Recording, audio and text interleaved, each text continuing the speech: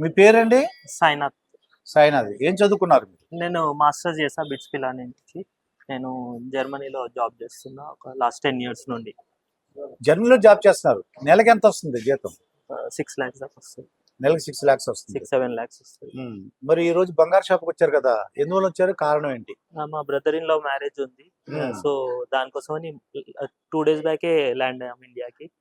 So immediate గా rate కూడా పడింది. సో షాపింగ్ చేసేద్దాం ఫస్ట్ గోల్డ్ అని ఇమీడియట్ గా వచ్చేస్తాం మేము ఇక్కడికి. బడ్జెట్ ఎంత పట్టుకొచ్చారు? అరౌండ్ అనుకున్నాం ఒక 15-20 lakhs అనుకున్నాం. ఒక 2-3 lakhs అటు ఇటు అవుతుంటది గోల్డ్ కి వచ్చాక. అది కామన్ యాక్చువల్. ఎందువల్ల కొన్నారు గోల్డ్ ఇప్పుడు? ఇప్పుడు బ్రైడ్ కి ఇవ్వడానికి, పెళ్లి కూతురు. పెళ్లి కూతురికి, ప్లస్ మా వైఫ్ కూడా ఏదైనా తీసుకుంటాను నెక్లెస్. సో దానికోసం వచ్చాము. వైఫ్ నెక్లెస్ తీసుకుంటే తిట్టరా మరి? ఎందుకు కొనుక్కోవడానికి?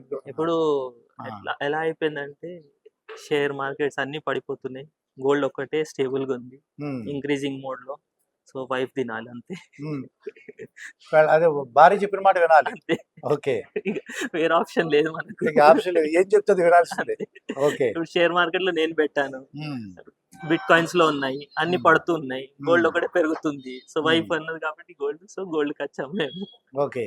అయితే ఇప్పుడు ఎందువల్ల అంటారు? మీకు ఏమైనా ఐడియా ఉంది? గోల్డ్ రేట్లు పెరుగుతున్నాయి, తగ్గుతున్నాయి, సిల్వర్ కూడా పెరిగిపోతుంది అని ఐడియా ఉందంటారా? కామన్ గా యాక్చువల్ గా యుఎస్ అనేది డాలర్ ప్రయారిటైజ్ చేస్తుంది, చైనా అనేది మెటల్స్ ప్రయారిటైజ్ చేస్తుంది. సో చైనా మెటల్స్ కంట్రోల్ చేసుకుంటే డీడాలరైజేషన్ అవుతుంది. సో ఆబ్వియస్ గా డాలర్ కంట్రోల్లో యుఎస్ ఉంచుకోవాలి కాబట్టి రేటు అటు ఇటు ఫ్లక్చుయేట్ అవుతుంది. ఇది యాక్చువల్గా globalisation, mainly China and US players. Moreover Ukraine Russia war కూడా ఇంపాక్ట్ ఉంది చాలా. గోయింగ్ ఫార్వర్డ్ ఇంకా చేంజెస్ వస్తాయి. అమెరికా ఇరాన్ కూడా అది కూడా రానున్న రోజుల్లో యుద్ధం ప్రకటించే ఛాన్స్ ఉంది.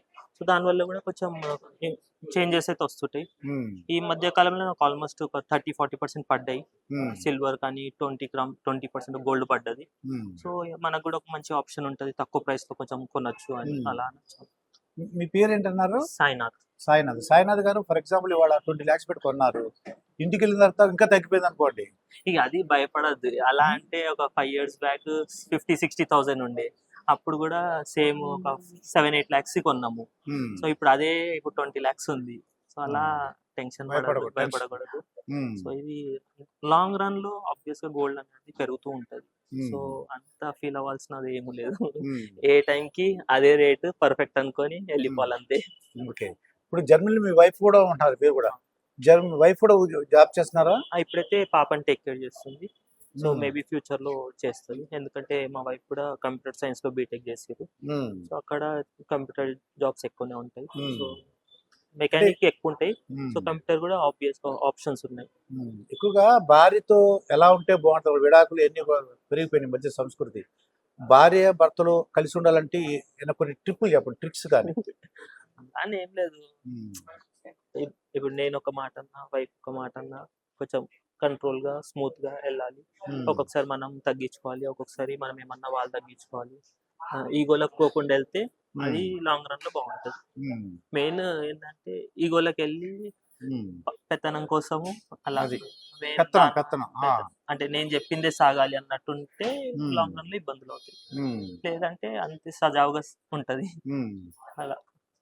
మరి ఇప్పుడు జర్మనీలో ఉంటారు కదా, ఈ రాజకీయాలు చూస్తున్నారు, రాజకీయాలు ఎలా ఉన్నాయో? వరల్డ్ చూస్తాను, జర్మనీ అంత పట్టించుకోను. ఎందుకంటే జర్మనీ కొంచెం కన్జర్వేటివ్ డిఫరెంట్ మోడ్ లో ఉంటది. అండ్ వరల్డ్ వైడ్ గా కొంచెం అబ్జర్వ్ చేస్తుంటా. జర్మనీ పీపుల్ ఎలా ఉంటారంటే అక్కడ? జర్మనీ పీపుల్ బాగుంటారు, లాంగ్వేజ్ ఒకటే ఇబ్బంది, మిగతా అంతా కల్చరల్ గా అంతా కొంచెం అంటే చాలా డేస్ అయింది కాబట్టి నాకు కూడా అలవాటు అయిపోయింది. ఇప్పుడు పెద్ద డిఫరెన్స్ అంటే ఇనీషియల్ గా ఇబ్బంది అవుతుండే, ఏ షాప్ కి వెళ్ళినా ఏం అడగాలన్నా కొంచెం ఇబ్బంది అవుతుంది, ఇప్పుడు అలవాటు అయిపోయింది. ఇప్పుడు జర్మనీ భాషలో అక్కడ ఇప్పుడు ఉంది కదా, జర్మనీ భాషలో మీరు ఎలా ఉన్నారని హవారి అంటారు, మీరు ఎలా ఉన్నారని ఏమంటారు? వి గెట్స్. ఓకే, వి గెట్స్. ఓకే అంటే అక్కడ అర్థమైపోతుంది. అక్కడ పాలిటిక్స్ ఎలా ఉంటాయంటే, పాలిటిక్స్ కానీ అంటే పొల్యూషన్ ఎలా ఉంటది, ట్రాఫిక్ ఎలా ఉంటది? పొల్యూషన్ అనేది చాలా తక్కువ, కంట్రోల్డ్ గా ఉంటది. సో ఏదైనా పబ్లిక్ ట్రాన్స్పోర్టేషన్ ఎక్కువ ప్రిఫరెన్స్ ఇస్తారు, కార్లు చాలా తక్కువ ఉంటది. సో ప్రతి 1/2 kilometer కి మెట్రో కానీ బస్ స్టాప్ కానీ ఉంటుంది. సో సిటీలో ఉన్నంత వరకు అయితే ఒక హాఫ్ కిలోమీటర్ నడిస్తే పబ్లిక్ ట్రాన్స్పోర్టేషన్ వచ్చేస్తుంది. ఉమ్, పొల్యూషన్ చాలా తక్కువ ఉంటుంది కంపేర్ టు ఇక్కడ. సో ఇక్కడ కూడా ట్రై చేస్తారు కానీ మన చాలా పాపులేషన్ ఎక్కువ. ఉమ్, సో కొంచెం ఇబ్బంది అవుతుంది గవర్నమెంట్ కూడా కంట్రోల్ చేయాలంటే. ఉమ్, మిగతా విషయాలలో ఇక్కడ కంఫర్ట్ ఎక్కువ ఉంటుంది, ఏదంటే అది చేయొచ్చు.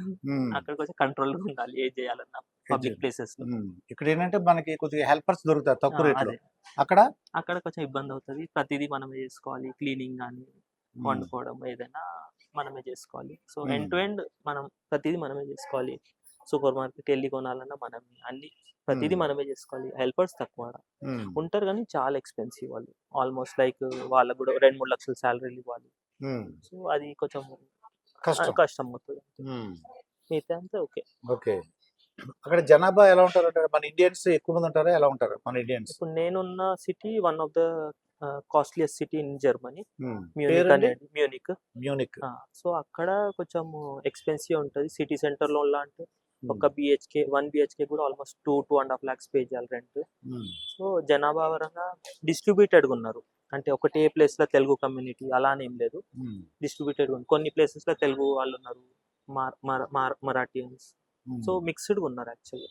సో ఉన్నారు ఆల్మోస్ట్ ఎంత ఓవరాల్ గా మ్యూనిక్ లో ఒక 40-50 ఇండియన్ జనాభా ఉన్నారు. అయితే సో మీకు- ఈవెంట్స్ అవుతాయి, తెలుగు ఈవెంట్స్. మాట అని ఒకటి ఉంది తెలుగు కమ్యూనిటీది. ఉమ్, సో అక్కడ ఎవ్రీ ఇయర్ ఒక 3-4 ఈవెంట్లు అవుతాయి. ఉమ్, సో అందరం గెట్ టుగెదర్ అయ్యి ఉమ్. చాలా ఎంజాయ్ చేస్తాం. ఇప్పుడు ఎవరైనా డబ్బులు ఎక్సెస్ ఉండి బంగారం వెండి కొనుక్కోమంటారా వద్దంటారా? మీ రికమెండేషన్ ఏంటి? నేనైతే ఎప్పుడైనా గోల్డ్ ఇస్ ఫస్ట్ ప్రయారిటీ అంటాను. ఉమ్, సో కానీ డిస్ట్రిబ్యూట్ చేయాలి, ఓన్లీ గోల్డ్లో పెట్టద్దు. ఒక 50-60% గోల్డ్లో పెట్టుకొని ఒక 20-30% ఈక్విటీస్, ఒక 20-30% మన రియల్ ఎస్టేట్లో డిస్ట్రిబ్యూట్ చేస్తే ఉమ్, లాంగ్ రన్లో ఏదైనా బాగుంటుంది. ఎందుకంటే గోల్డ్ ఒకటే పెట్టామనుకోండి, ఇప్పుడు యూఎస్ కంట్రోల్కి వచ్చిందో గోల్డ్ కొంచెం తగ్గుతుంటుంది. సో ఈక్విటీస్ అనేది ఆబ్వియస్గా మన కంట్రీ లెవెల్ గ్రోత్ ఉంటుంది ఏ ఈక్విటీస్ పెట్టినా. సో రియల్ ఎస్టేట్ ఆబ్వియస్గా మన లోకల్ లెవెల్లో ఉంటుంది. ఉమ్, సో అన్నిట్లో కొంచెం డిస్ట్రిబ్యూట్ చేసి అట్లీస్ట్ 40-30-30 లాగా డిస్ట్రిబ్యూట్ చేస్తే ఫ్యూచర్లో బాగుంటుంది. బాగుంటుంది. ఇప్పుడు ఆర్టిఫిషియల్ ఇంటెలిజెన్స్ వస్తుందండి, దానివల్ల ఉద్యోగాలు పోతానికి అవకాశం ఉందా, ఏమవుతుంది అంటారు?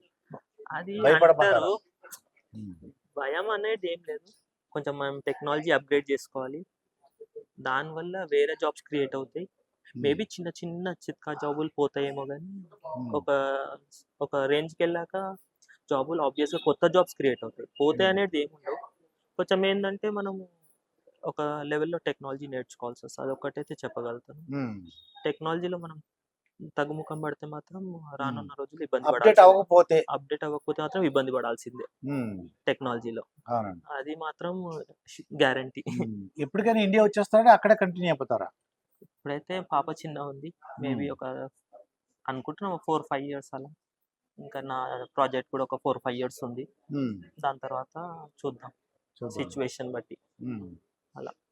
అయితే మీ వైఫ్ హస్బెండ్ ఒక 60 సంవత్సరం అంటే పెళ్లి రోజు, అలాగే పెళ్లి రోజు నన్ను పిలవాలి, షూర్ ఓకేనా? 60 డెఫినెట్లీ సంవత్సరాల తర్వాత నన్ను పిలవాలి, డెఫినెట్లీ అండి. ఓకేనా? Thank you so Okay. Much, nice talking to you.